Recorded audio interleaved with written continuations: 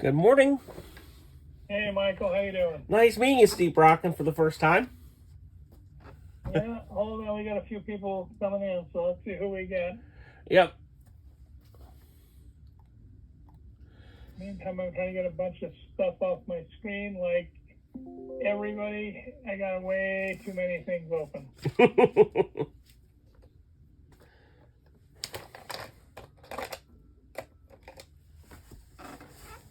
Hello. Hey, Syed. Hi, good morning, Steve. Good morning, Michael. Good morning, Syed. Is that how it's pronounced? Good. Okay. Just to be sure I'm pronouncing it correctly. Your name correctly. Yes. Yeah. So it's Syed. Syed, okay. And Steve, are we expecting anyone else? We had DePaul and Audra both dialed in. Let's give them a couple of minutes. Yeah, I was gonna say let's give them a minute or two because I would expect them to, but let's see. Yeah, sure.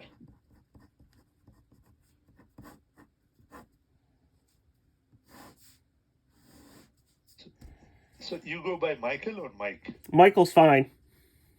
Mike, okay. No, good to have you here. And so are you based here in Bay Area? Yes, I'm in Oakland. Oh, okay. I see. And so I'm here in Sacramento, by the way, Michael.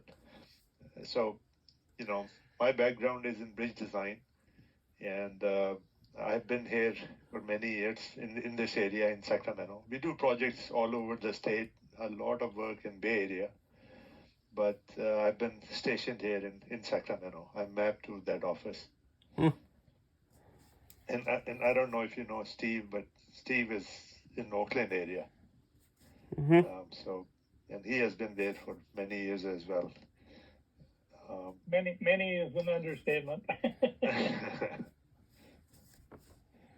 Yeah, we got a number of people that have been with the company for longer than a long time, which is, a testament to stability. Right. Yeah, we were together actually. We come from legacy URS, Michael. So URS was acquired in 2015, I think. So prior to that. Whether it's an acquisition or merger or whatever, depends on who you talk to. It's a bit of both, I think. It worked well for both firms. What we actually did is it doubled the size. We were the equal size firms, and when we combined, we actually did it where we complemented each other, as opposed to we combined and we had a bunch of competing entities. So it actually was excellent. It worked really, really well.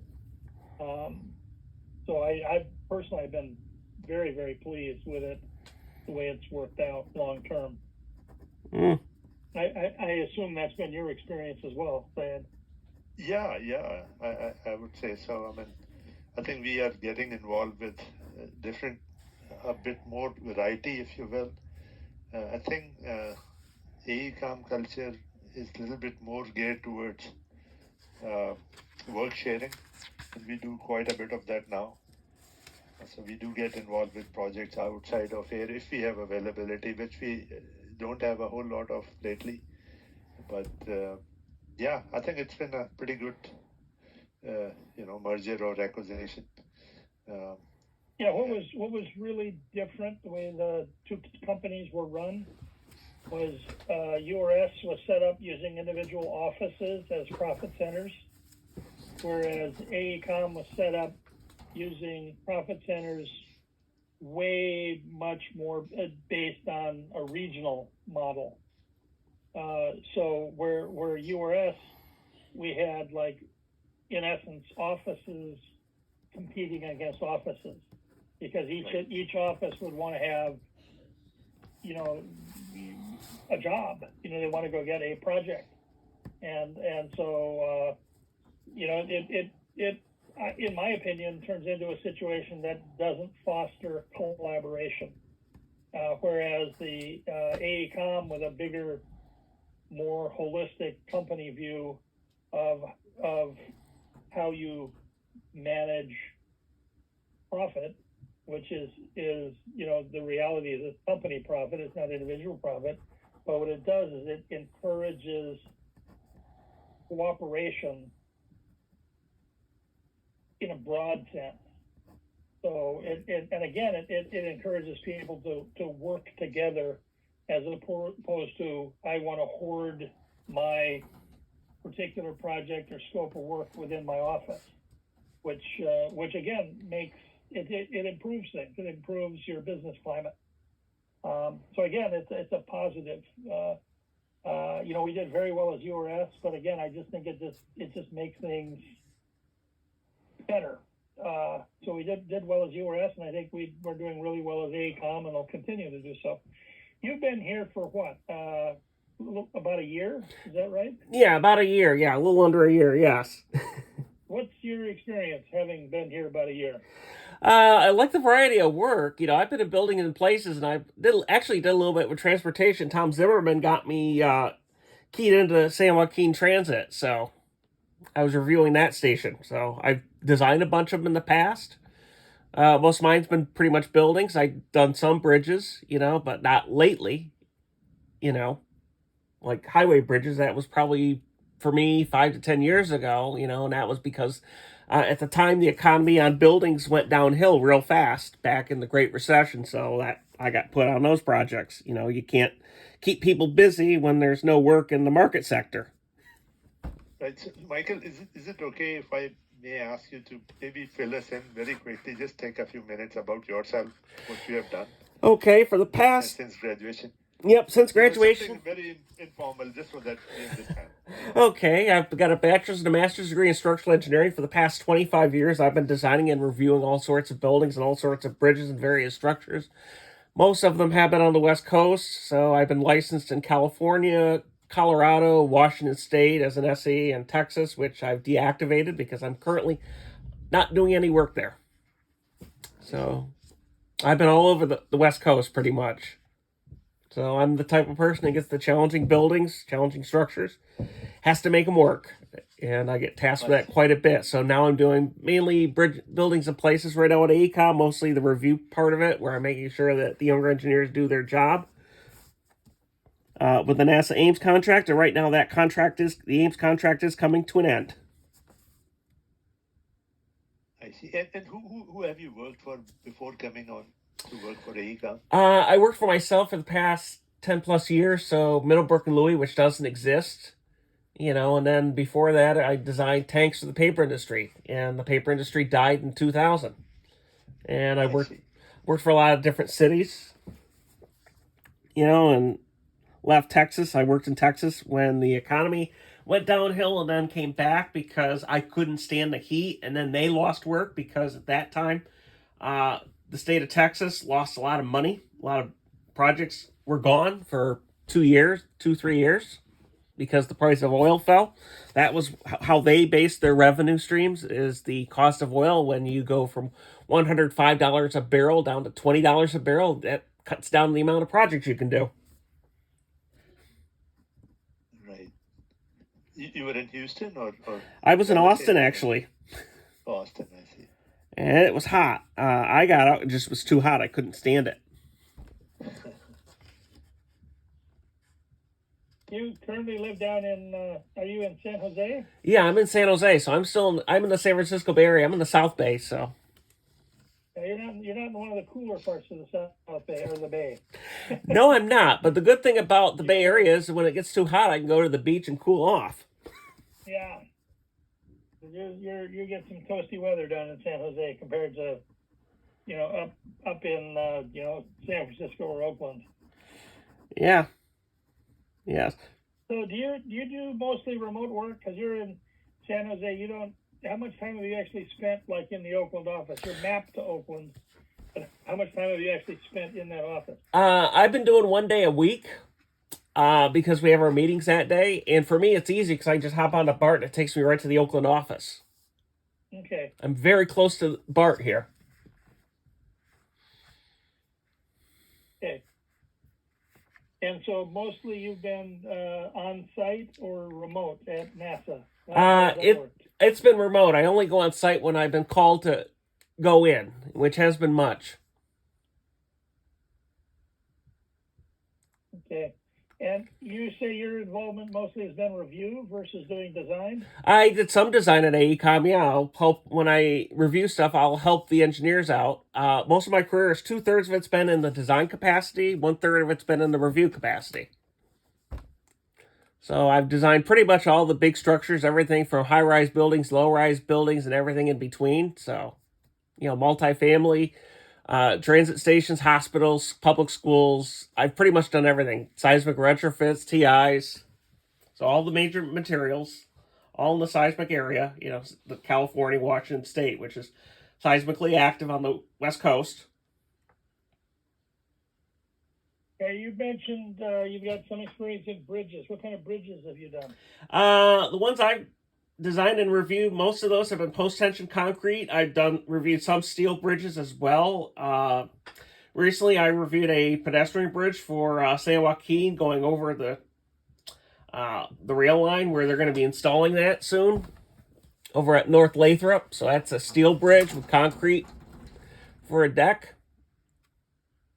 And that's situated on, one of them was situated on regular piers, and the other one was situated on a Y pier.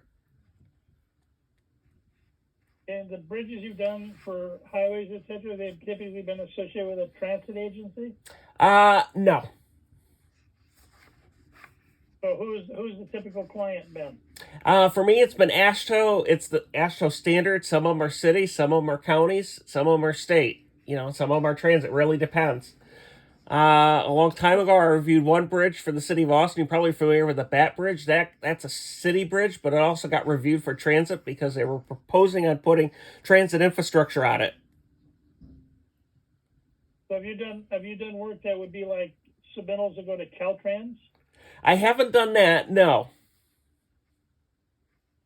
Okay. Have you done work for other major Department of Transportation clients? Not lately, no. Most of mine have been city bridges, not state. So I've designed, a lot of the bridges get designed for, ones I've designed in California are designed to Caltrans standards, but they don't get submitted to Caltrans. Some of them get submitted Which city was that for, Michael? the Caltrans. Some of the city of Austin was, some of the bridges. The one in California. The Bay Area, San Jose. I designed one a long time ago in Hayward. That was what's called a developer bridge, and the developer bridge requires the Caltrans standard. Right. I see. So, but those projects generally don't get reviewed by Caltrans, right? No. I don't remember who reviewed the last one. I remember one in the Bay Area. That was VTA. Because they were part of the money at the time when they passed the tax measure. Right. And have you been involved with design of sign structures or, gantries that would carry signs for express lanes, things of that nature? I've done sign structures, yeah, a long time ago. The city of Austin, a long time ago, they got federal money, so they installed messaging signs throughout the city, and these are pretty massive signs. So that is my experience with the sign structures. And that was required to be an AASHTO standard because that's what they were required to design for, and also to claim the federal money that they got. Right. And then how about any experience in writing specifications or, compiling specifications? You have any interest or desire to get into that? I haven't written too many specifications. Usually just checking to see that the specification complies with AASHTO or city building codes. Be sure everything's on the plan that's in the spec. That's as far as I've went. Right, but if you if we ask you to get into writing specifications, and typically when we write specifications for Caltrans, we typically would follow their standard specs, but any deviations are the ones that we document, and those are called special provisions, as you know. So it's not a lot of work, but it requires some mindset, some experience, and you have the experience for sure. I was just wondering if you would have anything against writing specs, if that's what you get involved with. You have to learn, obviously, a little bit their way of doing things. A little bit would be good. I just want to have a different mix of work, because that's something I've preferred to do. I've been more Right. of the design professional. So Sure. No, it makes sense. Yeah. Okay. And when you got involved with design of bridges in California, any specific software you recall using for design or for analysis? okay, I remember there was SAP. I never used it. There was PG Super, which was for pre-stressed bridges. Right. Caltrans doesn't have it, but the Yeah, state it's of from Texas, right? that was Texas and Washington had that. I had actually used that. There's some software, I can't remember what the one was. It was about 20 years ago. I can't remember the name of it off the top of my head, but they used it it's owned by Ipsum now. I can't think of the name of it. I took it off my resume because it's over 20 years old and the program doesn't Probably exist. BDS, I think you're thinking. That's it. Yeah, I couldn't remember what it was. Now I do. Yeah, it's owned by Ipsum, so it wouldn't have been good for me to put that experience down. Right. So yeah, I think we are still using a program very similar to that. It's not sold by Imson anymore. There's another company they took over. They enhanced it a little bit. It's called PC Bridge. I haven't used that one. Or V Bridge. Sorry, no, I take it back. There is PC and then there is V Bridge also. So that's the another vendor, Viator it's called. So they sell it by the name V Bridge. Similar type of a setup as BDA. This is user friendly, window based, things like that, but similar approach.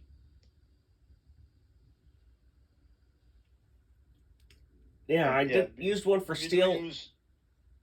We also use, SAP CSI Bridge is widely. I haven't used CSI Bridge. No, I haven't used that. I have used SAP for other projects, for building projects I get involved in. That gets used. That is if you have what I call the architectural bridges, architectural structures. So where ETABS, the problem is it puts everything at the roof if you have one of these complicated roof structures, which isn't good for it. So SAP would be the better alternative for that. Have you been involved with any work on, let's say, rehab work or attachment to existing structures like tunnels? Every time you see upgrading of ventilation system, for example, this may require attaching huge fans, nozzles, things like that to existing tunnels, sometimes to the ceiling of it or to the walls, to the portal. Any project where you have done that type of work? I haven't done that for tunnels. The closest to that would be attachments to structures and buildings, which is probably a similar thing. There are a lot of things very such similar, right? Right. Like cooling. Yeah, it'd be very similar. Yeah. Like cooling towers and things like that. With NASA, I'm reviewing a lot of those. A lot of the issues I bump into is people don't check whether the structure can handle it or if it needs to be upgraded. Right. For example, you put a big chiller on the roof and people don't realize that you have to update the lateral system if the building, for example, is very lightweight. Now you've increased the mass of the building. Now you got to either check to see whether stuff works, gravity and lateral system works, or you prove it works. What's there it works. Absolutely. Yeah. No, I think you have to, look into the load path and check. Sometimes, good amount of structure needs to be checked if, or let's say you're putting huge openings in a ceiling to accommodate some sort of a ventilation system. Then, you have to check rest of the things as well, especially for huge openings. Mm-hmm. So because we are doing a project right now which may require some work on some existing tunnels, structures work. I think your resume fits well for that type of work, Mm-hmm. and I see it. Yeah. Yeah, I've done transit structures too, and working with Tom right now on one. That North Lathrop, that was put on hold from what Tom's told me, so I haven't gotten into that one. That was a very interesting one. That's where they have the stair structure with the core wall, the elevator towers and a whole bunch of other different parts of the structure. They're challenging structures to me because you cram a lot of uses in one structure. What have you done with Lathrop today? I was doing a quality review of the structures. I got told to stop because we were waiting for the client comments. So I sent it to, as I did each structure type, I sent it to Shashank to look it over basically. So what have you done with regard to anything that establishes standards or anything to move forward with Lathrop? For North Lathrop, my job was to be sure that the structure basically stands up and they've picked the right gravity and the right lateral system for it, and to be sure it works and that all the details match, that they work. And I was in the middle of reviewing, it's called, I think it's the parking access structure, where they had put in the brace frames, and one of them was they were going to use, I think it was the elevator where it's the gurney, and I had found that they wanted to use a moment frame, but they just turned the column the wrong way, so I was in the middle of telling him what to do, but I got told to stop, so. That was one of the things I found.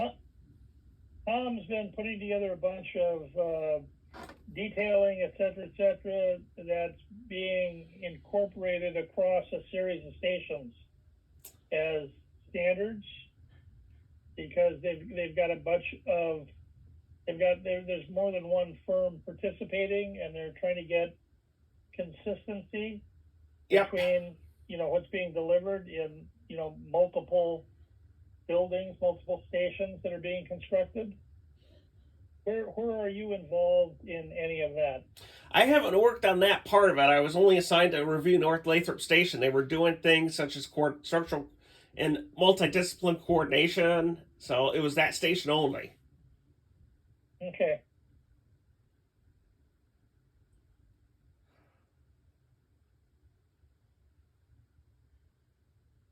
Did anybody tell you any of the reasons for the slowdown on North Lathrop? Nope. I just got told it was put on hold, and that was it. Yeah, you're the recipient of that information, not otherwise. No. I'm just a recipient. Okay. You've got Revit, et cetera, on your resume. How much experience do you have actually generating, contract documents with Revit? I only review information on Revit. I've never generated Revit details or anything like that. Usually I leave that with a drafter. I'd have to get trained on that. It's a very complicated program. So when you have Revit on your resume, like when you review with Revit, what do you do? I cut through sections and read plans and print plans and things like that. Try to figure out, the cross-section what I'm looking at. So it's more of a view. You're using it like a reader as opposed to a generator. Correct.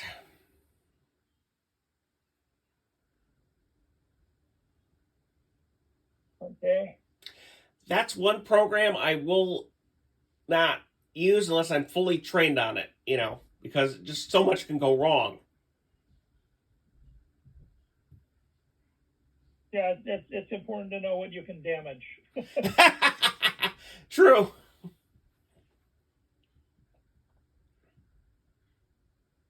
Go ahead, Syed. No, I was sorry. I was just wondering if you have worked on any retaining walls. I'm thinking of, say, secant pile walls or tangent pile walls, maybe soldier pile walls. Some of these specialty type of retaining walls. I haven't done the soldier pile ones. I've done work on the MSE walls, and that's because when I was in Texas working, that was the go-to wall type. Because for any fill condition, right? What was that? Repeat that again. For any fill conditions. They do use those walls a lot in Texas. Yeah, Even California is using it now quite a bit. Yeah, Texas they did because they make the oil. The grid is made with an oil product, so they have a lot of that. And also in Texas, a lot of the rock is easily obtainable.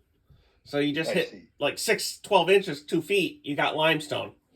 They have a lot of limestone there, so they're really big on that. So a lot of their stuff, a lot of their retaining walls, they prefer the MSE wall because you cut it, put it in, and you're done. And when I was at the city of Austin, they had all sorts of special conditions. One of them was they had to make the grid detectable through NDT non-destructive means because they were having contractors cut holes in walls in the grid. And one of them, they enacted laws because a contractor went to Steiner Ranch, which in Austin it's a high-end development, multi-million-dollar homes, and they cut a trench and cut the MSE grid up. I see. And people didn't like that, and it affects the stability of the fill that's there. Sure, absolutely. So, but any walls with top-down construction approach? I haven't done any with the top-down approach. Most of mine have the cantilever or their basement walls.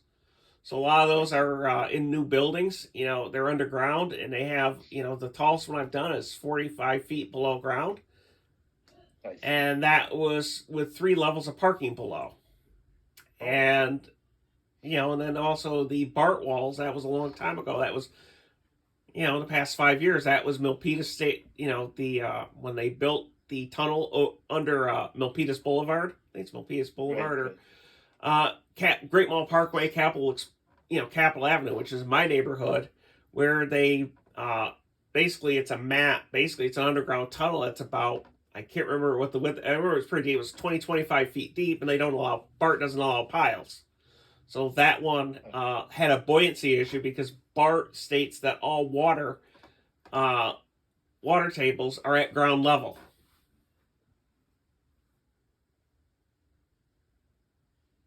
I see. That's their policy. If it were me, I would have, done piles to prevent the uplift, but that wasn't me, and I didn't make that decision. Yeah, so we are doing a little bit of work in Bay Area around San Jose, in which the water table is very high, and we are looking into lowering down an existing roadway. So that requires use of cutoff walls, basically top-down construction quite a bit. And then, then you would be able to lower down the roadway. It requires a couple of bridges, but a lot of retaining walls are needed, which likely would be, either secant pile wall or tangent. Mm-hmm. Yeah, I took a class actually last year. Had a geotechnical refresher class that I took last year, and they talked about these pile walls. Right. So I did that because at the time when I was in college, those weren't around like they are now. Yeah, and they're very expensive, obviously, but sometimes they provide a good solution. Yeah. Yeah, I know in building industry, they use it for shoring quite a bit. If you are building a tall building right next to an existing one, so they use that in shoring quite a bit. But even on bridges now, railroad bridges, we use quite a bit of that. Yeah, when you can't access the right of way, I think. Yeah, exactly. Yeah, or you cannot even put tiebacks, into the adjacent property. So this is an expensive way of doing it, obviously, but sometimes it makes sense. Yeah, because a lot of you've got your limitations on what you can do. I mean, that frequently drives what you're going to spend. Exactly. Yes. So, Michael, I mean, your main interest is in doing mainly buildings, or some interest in doing bridges, transportation type of work. I like transportation type of work too. The reason I've kept it open all these years is because building work will sometimes dry up, Right. And back in '09, the building work dried up when we had the Great Recession, and a lot of companies were, the cash flow froze. So I didn't get a choice in the matter. For me, it was I had to take, that type of structure to work, reviewing bridges to, work. Because at the time, the city of Austin was booming when it was one of the booming cities. At the time, they had passed a bond to spend all the money to do public improvements, and they used the recession to get most of them done because it didn't cost as much as it did before. So basically, they were able to pull out 3 times as many projects as they did before the recession happened. I see. Yeah, Austin has shown or seen a lot of growth. Even now, it's growing a lot. It's always been growing, because they've got, it's a capital city. They got education is a big one. They got the medical school. And they think now it's going to be a big mega region when it combines with San Antonio. I see. But some people are still going to leave, because, Austin to San Antonio is real bad for allergies. Oh, is it really? I didn't know. Yes. Yeah. I had to get treated for cedar fever, and I went to the allergy doctor, and they said this is the worst place for allergies because it blooms all the time. It doesn't get cold. And he told me they test a lot of the allergy meds. They test them in San Antonio. You don't get over cedar fever. It just doesn't happen. Right. So, and, people, like myself included, didn't like the humidity. I didn't like turning on the AC for 90 days straight. Day and night mostly. The whole day, yeah. And then the electric bills are high too there. And then they got very high. A lot of people are leaving because the property taxes are high. They have no income taxes, but the property taxes are really, really high. Yeah. You pay one way or another, always. Yeah. Never free. Yeah, and they're also in Flash Flood Alley, so.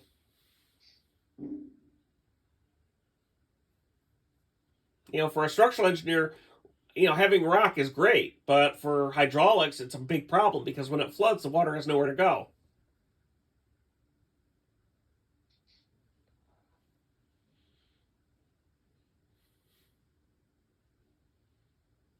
Any questions you have, Michael, for us, or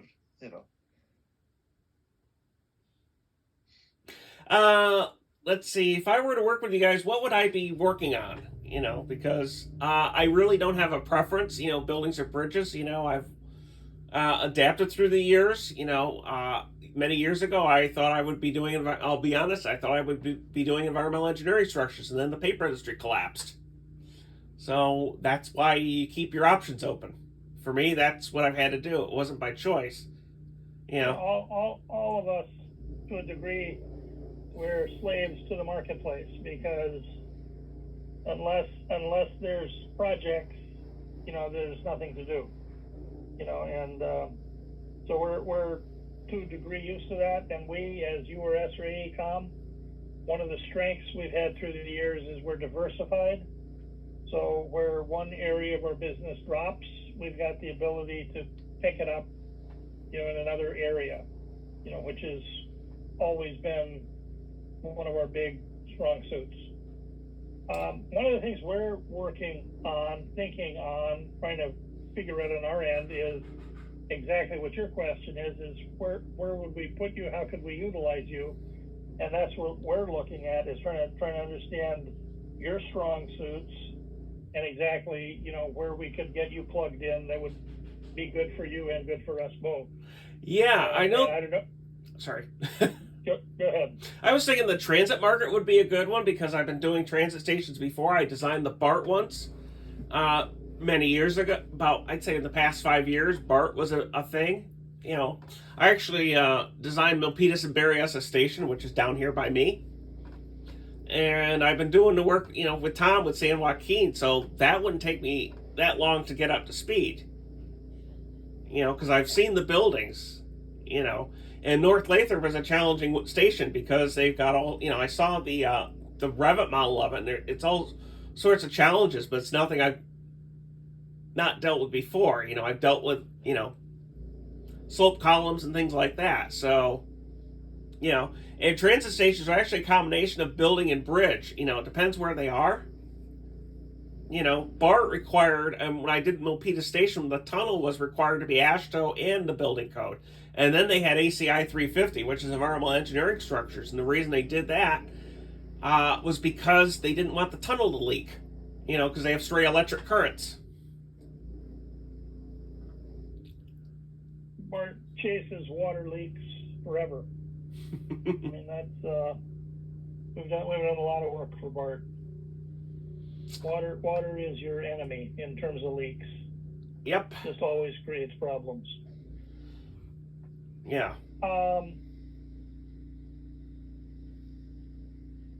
Yeah, just I don't know. I think it's you know, what we got to do is figure out where we can get you that it makes sense. I mean, that's, I don't know what to say other than that. Syed, what's your comment? Yeah, no, I think that's exactly what we are trying to achieve, right? Through this call, to have some understanding of, you know, where you could be plugged in and things like that. And Michael, I'm assuming, and based upon what I'm hearing, that you are very hands-on, right, when it comes to design. Yeah, I do my own design. You know, it doesn't mean I don't ask for help or get other engineers involved. You know, I've done that with one of my projects here recently. You know, I got a younger engineer involved. So pretty much I set up the structure type, you know, put all the details together. I've been, you know, cradle to grave, so to speak, on most of my projects, you know. Right. And you know, you would be okay mentoring some junior staff if needed. That would be good, you know, because a lot of the younger engineers need it these days.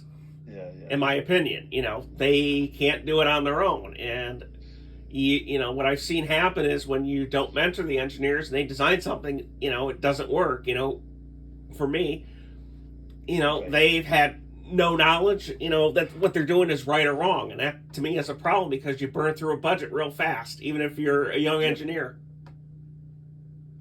Very, very true. And San Jose office, how is it near where you live? Yeah, I'm in San Jose, so I know where that office is. It's downtown. Right. It's on Second Street. I think first or Second Street. I think they have recently moved, so maybe Second Street. I think. I'd have to look that up. I know it's downtown. I know that much. Right. And I know San Francisco's on 150 California, which is by 101 California, which is the circular high rise. I know where that one is. Yeah, I don't know where the office is for us in San Francisco now. I think it's on California. But the reason I asked about San Jose, because if it's not too far, would you be okay spending some time there every week, 2-3 days? That wouldn't be a problem, no. You know, that wouldn't be a problem. You know, I can get over there, you know. Right. And if needed, you know, right now most folks are working remotely anyways, but I think there is a push from the company to start spending some time there in offices. Yeah, that's the reason yeah, if it's, you know, if somebody wants me to come in the office, if it's an office near me, that's not a problem. You know. You know, San Francisco's easy. The San Francisco office is easy for me to get to on BART. You know, of course, it's going to take me time to get up there. It's an hour each way, a little over an hour. Right. You know, if we wanted you in the Bay Area, it'd be Oakland would make more sense than San Francisco, and again, we're right on BART in the Oakland office. Yeah, actually, so yeah. We're just as easy to get to in Oakland as we are in San Francisco. Yep. 19th Street Station is right outside the office, about a block. Yeah, you can't get much closer. Pretty easy. Of the jobs you've done, you know, stuff you've done on your own, et cetera, you know, your typical role to be the engineer of record? Most of the time, yes. I've been that. At AECOM, I've been that on a few of the projects as well. So, with the NASA projects, some of them I seal and some of them Tom Zimmerman seals. You know, and then some of them the quality control gets done by me and Tom seals. So I have my SE in California, which is really hard to get.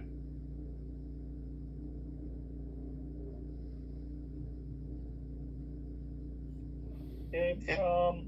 Hawaii. And typically, do you follow your jobs all the way through completion of construction? Yes, I do. I've done that with retrofits, especially because that's something I've done because I'm required by when I was doing that was when in San Francisco when they had the retrofit boom, the soft story retrofit boom. I was required to do that, so I had to sign off on those. I had to go to the field, look, see everything worked per plan. Sometimes that didn't work. What was on the plans couldn't be built. For example, things such as gas lines and shear walls, which they had to be redone. And then some of the jobs I reviewed them, and that was pretty much it. I got called as the reviewer because they have issues and they want to be sure it's built right and built per code. So I've done both things. Okay.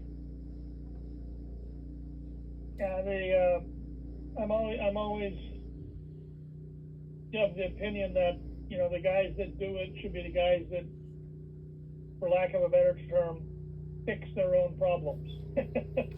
Yeah. In other words, if you can't build it, you don't understand whether or not you've designed it properly. And there's nothing more humbling than going out to the field and meeting a bunch of field guys that want to know who the crazy guy that did this is, and having to explain how on earth that was a good idea to a bunch of guys that are specialists in concrete, rebar, and construction. And that's an education for a bunch of guys that have never done that. Well, my uncle said a long time ago, he used to haul when he was in construction many years ago, he would haul the engineers out.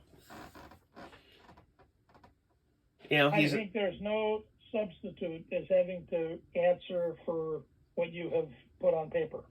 And if you can't defend what you put on paper, you have to go and be able to, explain to the field guys what it is, what's required, why it's required, and how to make it work, via the RFI process and more.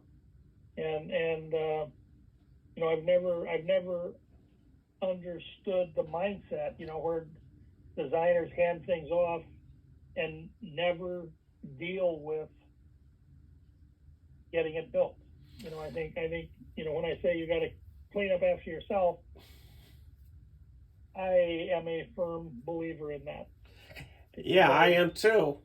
I'll be honest. And if I even make a mistake and with the contractor, I tell them to put it as an RFI so there's a record of it. That's really important because you can't remember everything. Yes, mistakes happen. There's no way to document what's built any other way either. And if you don't document what's built, it's just a long term. It turns into something that nobody knows what's there, which turns into a bigger problem. Yeah, and then when they retrofit it, it's even worse. Syed, do you have any other questions? Are we good?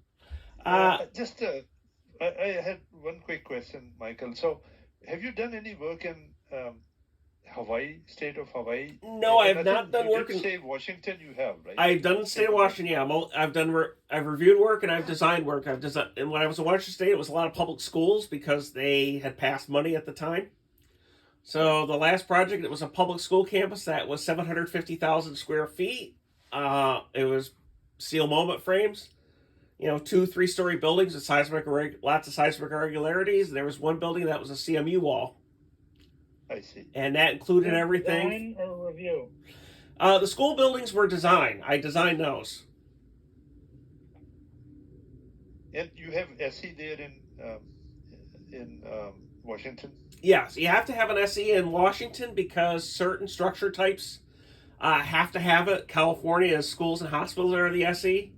In Washington State, it's completely different. It's like the 8-story, those concrete on, wood on concrete, the 5-6 stories of wood on the 2 stories of concrete, that requires an SE. Different bridge types do. If they have irregularities, that's required. Also, anything that's an essential facility. That's Washington State law. Right. And have you been involved with any design build project?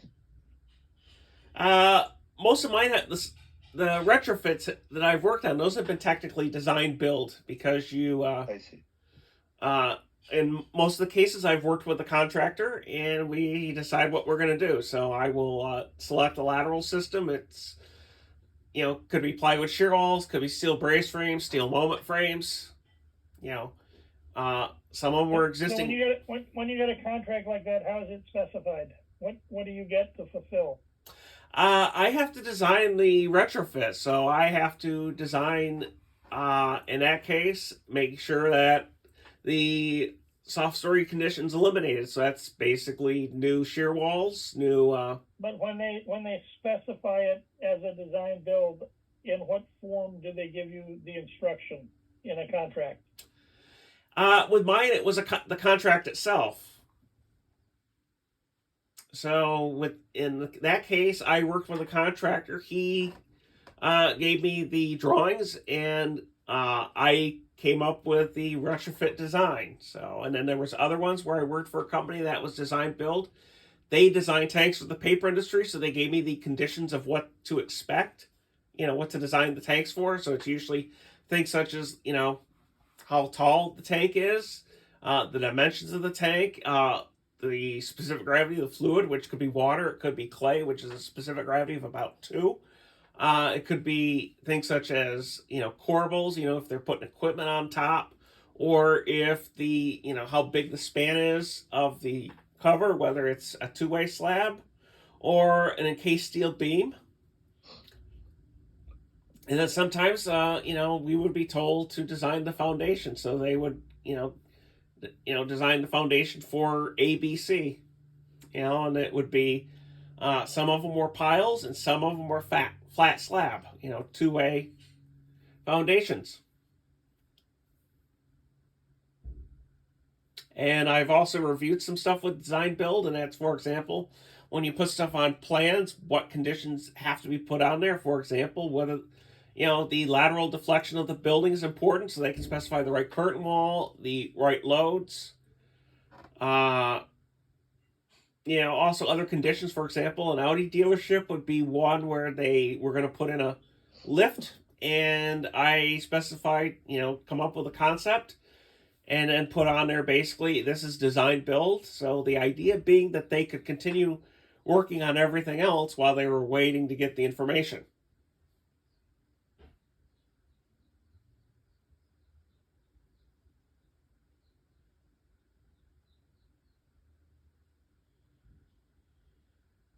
Hey, I think I'm good for now. Syed, you good? Yeah, I'm good. Yes. Yeah. Thanks. I was going to mention also, I don't mind working in different areas. So as long as it's I don't care if it's a seismic world or not the seismic world. It could be anywhere. I've got, for the past 4 years, I've been taking classes with the, Canadian code. So that helps out. So, a lot of the seismic irregularities, Vancouver, Montreal would be an example. They have it's called the St. Lawrence Rift Zone, which is an area where earthquakes occur.